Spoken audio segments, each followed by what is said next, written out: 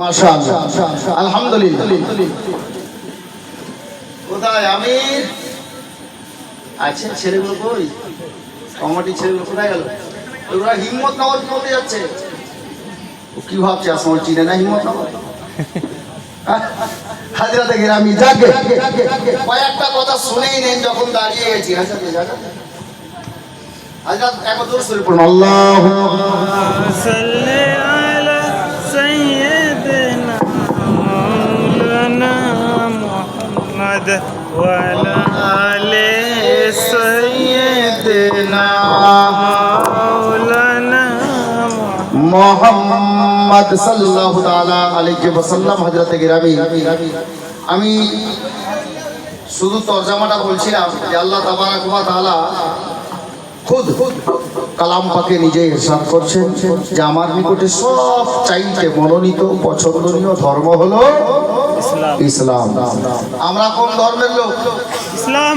ইসলাম ধর্মে? হ্যাঁ, মাশাআল্লাহ। আচ্ছা বলেন তো, নিজের নিজের সিনায় হাত রেখে কদিন আগে 6 তারিখে মুহররম হলো কিনা? ঢোল কজন বাজিয়েছিলেন? হাত তুলে দেখান তো। ছেলেটা সাহস দেখাতে, ছেলে হাত তুলছে।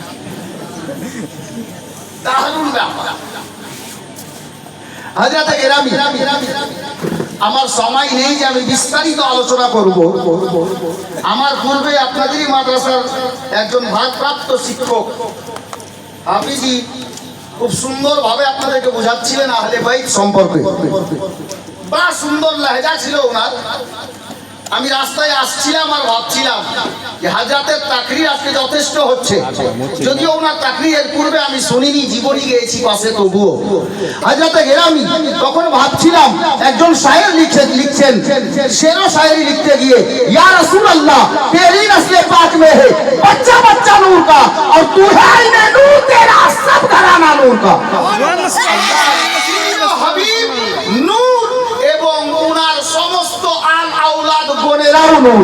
হযরতে গিরামি যিনারা আল্লাহর রাস্তায় শহীদ হয়ে গেছে, ওনাদেরকে মুর্দা বলতে নিষেধ কে করেছে জানেন? কে করেছে জানেন? আমি বিস্তারিত বলতে চাইছি না। ওনাদেরকে মুর্দা বলতে নিষেধ করেছেন আল্লাহ, কোন মোল্লা নয়, কোন মোল্লা নয়। কোরআন তুলুন, 2 নম্বর পারা, সূরা বাকারার অংশে আল্লাহ তাবারাক ওয়া তাআলা পরওয়ারদিগারে আলম খাল্লাকে কায়নাত আল্লাহ পাক খুদ ইরশাদ করেন, ওয়ালা তাকুলু লিমান ইউকতালু ফি সাবিলিল্লাহি আমওয়াত বাল আহইয়াউ ওয়ালাকিন লা তাশউরুন। হযরতে গিরামি আল্লাহ বলছেন যারা আল্লাহর পথে নিজের জান কুরবান করে দেয় তাদেরকে তোমরা মুর্দা বলিও না, তাহারা জীবিত, তা তোমরা বুঝতে পারো না তোমাদের চোখের অন্তরালে আড়ালে। আমি বলতে চাইছিলাম ভাই, আল্লাহ তাবারাক ওয়া তাআলা পবিত্র কালাম পাকের মধ্যে নিজেই ইরশাদ করছেন আমার নিকটে সবচাইতে মনোনীত ধর্ম হলো ইসলাম। গত পরশুদিন রাতে এই পরিপ্রেক্ষিতে কথা বলতে গিয়ে, আচ্ছা বলেন তো, নবীর মাহফিল সাজিয়েছি ভালো কাজ না খারাপ কাজ? ভালো। সবাই বলবেন ভালো। ভালো না? ভালো। আচ্ছা, নবী পাক সাল্লাল্লাহু তাআলা আলাইহি ওয়াসাল্লামের মোহাব্বতে মাহফিল সাজিয়েছি। এখন কোন নালায়েক যদি আমার নবীর সাথে গুস্তাখি করে, তো নবীর মোহাব্বতে আপনি আমি জান দিতে পারবো কিনা? কতল করে দিব? কে হাত তুলেন তো। আচ্ছা একটু হাতটা উঠিয়ে রাখেন, 2-4 সেকেন্ডের জন্য উঠিয়ে রাখেন। আমি বলছি জান পরে দিয়ে আগে নবীর ফরমান মেনে একটা লোক এরই মধ্যে বলেন তো কাল থেকে নামাজ পড়বো। নামাজ পড়ছি না, যারা পড়ছে তারা নামিয়ে নেন, সবাই নামিয়ে নেন, সবাই। যারা পড়ছে না ওরা আবার শরমে পড়ে যাবে, তাই না? আমি চাইছি না কেউ শরমে পড়েন, আর এতে শরমে কিছু নেই। বা নামাজ ফরজে আইন করেছেন পরওয়ারদিগার উম্মতে মুহাম্মাদির প্রতি। আল্লাহ তাবারাক ওয়া তাআলার অশেষ মেহেরবানি যে আমরা না চেয়েও আল্লাহ তাবারাক ওয়া তাআলা আমাদেরকে শেষ নবীর উম্মত বানিয়ে পাঠিয়েছেন। হযরতে গিরামি আচ্ছা কারবালার ইয়াদে, কারবালার শরণার্থে এই মাহফিল সাজিয়েছেন। কারবালা আমাদেরকে পয়গাম কি দিয়েছেন? কারবালা ওয়ালারা আমাদেরকে কি শিক্ষা দিয়ে গেছেন?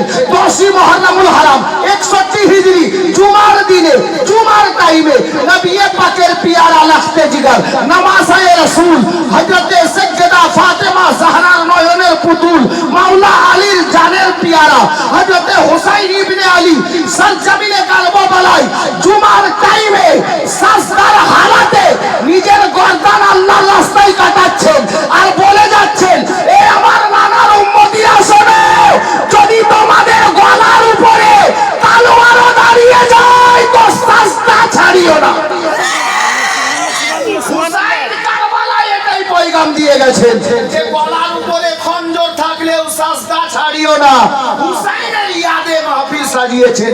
একটা কোনো জবাব দিওয়ানা বলতে পারবে যে কাল থেকে নামাজ পড়বো? পারবে? যারা পড়ছে না তাদের মধ্যে বলেন কে বলবে?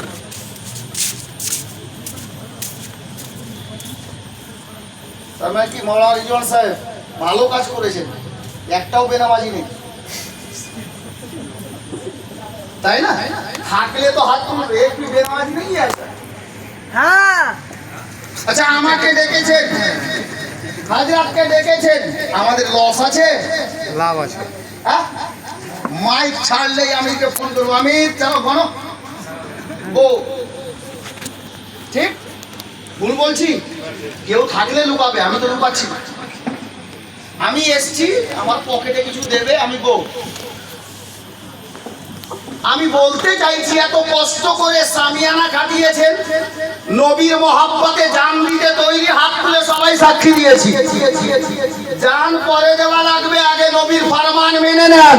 নবী পাক আপনাকে সঙ্গে না নিয়ে খোদার জান্নাতে যাবেন না। নবীর ফরমানগুলি মানা লাগবে। একটা দিওয়ানা কোন জওয়ান ছেলে বলতে পারবে না গত পরশুদিন রাতে সোহদায়ে কারবালা আলে নবীদের মহব্বতে এক মাহফিলে 6টা নামাজি হয়েছিল, আজকে একটাও নেই। সুর শুনে কি করবেন? হ্যাঁ, আসমাউলের সুর ভালো, চল শুনে আসি। তুমি সুর শুনতে এসছো, জলসা না। হযরত মধুর সুরে তাকরীর করেন উর্দু জবানে, আমিও মাঝে মধ্যে ইউটিউব অন করে শুনেছি। আর এখন শুধু হযরত না, আলহাজ হয়ে গেছে, হাজী সাহেব হয়েছেন। এবারই হজ করে এসছেন, উনি শোনাচ্ছিলেন আল্লাহর ঘরেরও মেহমান হয়েছেন, নবীর দরবারেরও মেহমান হয়েছেন। হ্যাঁ, সুবহানাল্লাহ। তো একটা কোন নবীর খাস গোলাম যে হযরত এতদিন যা করলাম কাল থেকে নামাজ পড়বো, একটা ছেলে বলতে পারবে দাঁড়িয়ে? আছে সাহস রূপে?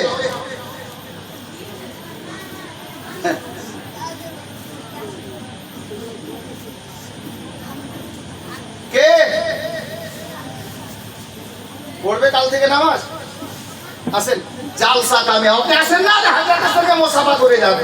এই হাতে নবীর রওজার জালি ছুঁয়েছেন, আসেন এই হাতে বসা দেন তো নবীর রওজার জালিতে বসা দেওয়া হবে। জয় বলুন সুবহানাল্লাহ, সুবহানাল্লাহ। এই হাত পাক হয়ে এসেছে, দেখেন এই হযরত কাল সে নামাজ পড়েন। হ্যাঁ, নামাজ পড়তে যাবে। এ কি নাম জি? আপনি নামাজ পড়ছিলেন না?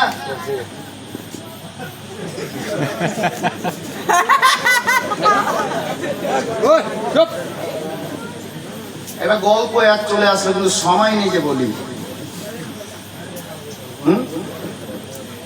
একটা ফ্যামিলি ছিল, বুঝলেন? মনে কিছু করিয়েন না, 1 মিনিট সময় খাচ্ছি আপনাদের। এটা দাদা হলো আমার সম্পর্কে, বুঝেছেন?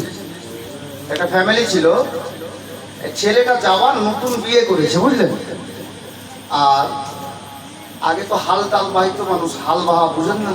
ছেলেগুলো বুঝবে না, হয়তো বড়রা বুঝবে। হাল বাইতো। আর কালিয়াচক থানার পুলিশ যাবে হিম্মতনগর, এটা দিয়ে এসছে, এই যে কোম্পানি পাড়া নাকি বলছে, এখানে দুটো রাস্তা, একটা চলে গেল শেরশাহী, এদিকে হিম্মতনগর।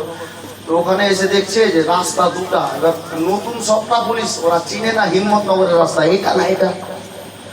আর ঠিক 10টা 11টার টাইম, ও যাচ্ছে আসামি ধরতে ওই পা। বড়বাবু বসে আছে গাড়িতে, একটা সেবিককে বলছে, ওই জানা ওই যে ছেলেটা হাল বাইছে, ওকে জিজ্ঞেস কর যে হিম্মতনগর কোনটা রাস্তা। তো যে ছেলেটা হাল বাইছে ওর 3 দিন আগে বিয়ে হয়েছে, নতুন বিয়ে, আর ছেলেটা হাল বাইতে গেছে। ও হাল বাইছে আর দেখছে পুলিশের গাড়ি থামলো, কাম খারাপ। একটা পুলিশ হাতে ডান্ডা নিয়ে চলে আসছে, ওর দিকে যাচ্ছে। তো ওকে কি বলছে, এই ভাই তো বলছে কি হলো, হিম্মতনগর যাওয়ার রাস্তা কোনটা? তো বলছে কালোটা বাপের বাড়ি, লালটা শ্বশুর বাড়ি। মানে ওই যে ভৈঁসকে বলছে, বলদকে বলছে, বলছে কালো বলটা বাপের বাড়ির আর লাল বলটা শ্বশুর বাড়ি। আরে ভাই ওটা বলছি না, তোর বই কার বাড়ির আছে ওটা পরের কথা। হিম্মতনগর যাওয়ার রাস্তা কোনটা? তো বলছে বললাম তো, এটা শ্বশুর বাড়ির, এটা বাপের বাড়ি। কয়েকবার জিজ্ঞেস করার পরে রাগ হয়ে গেল, কষে ডান্ডা। কত লাগে পুলিশের বুঝতে পারছেন, পুলিশের মাথা ও বাপরে মানে করতে থাকলো। পুলিশ আবার অন্য কাউকে খোঁজ করে টোরে বেরিয়ে চলে গেল।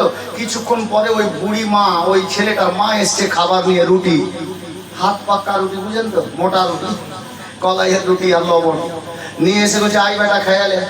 খাইতে বসলো, আর ওই যে পুলিশের বাইরের কথা মনে পড়ছে, বুঝলেন।